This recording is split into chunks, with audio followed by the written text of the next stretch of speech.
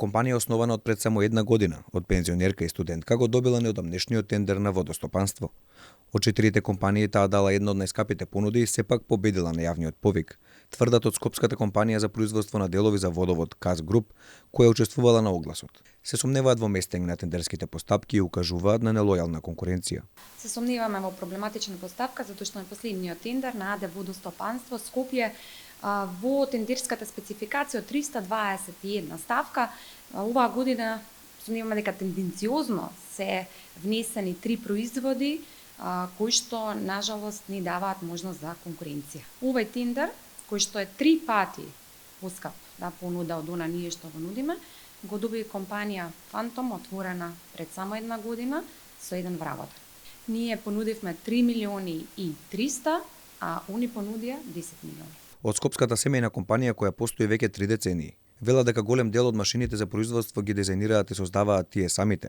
Со нив произведуваат македонски продукти, кои потоа ги извезуваат во десетици европски земји, каде што се користат за тамошните водоснабдителни системи. Но кај нас, како што велат, често се дискриминирани од своите.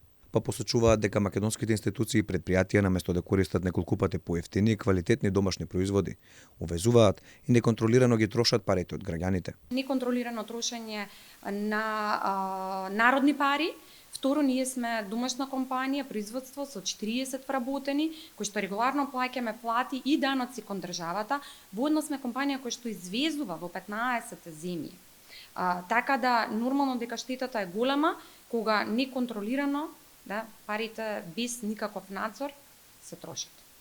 Од Државното акционерско друштво Водостопанство на Македонија велат дека е неоснована реакцијата на КАЗ Груп и дека на јавен тендер е избрана понудата која соодветствува на барањата и критериумите на набавката. По објавувањето на огласот за јавна набавка во постапката на евалуација врз основа на проверка на приложените технички понуди, комисијата заклучи дека од вкупно 4 понуди, понудите на 2 економски оператори не се во согласност со дефинираните технички карактеристики на предметот на јавната набавка, барањата и условите од техничките спецификации, како и во однос на условите за извршување или функционални карактеристики на предметот на јавна набавка, наведени во тендерската документација, и со тоа нивните понуди нема да се разгледуваат во понатамошната постапка на евалуација на понудите. Од останатите 2 понуди беше избран понудувач врз основа на критериум за доделување на јавна набавка, а тоа е економски најповолна понуда врз основа на цената.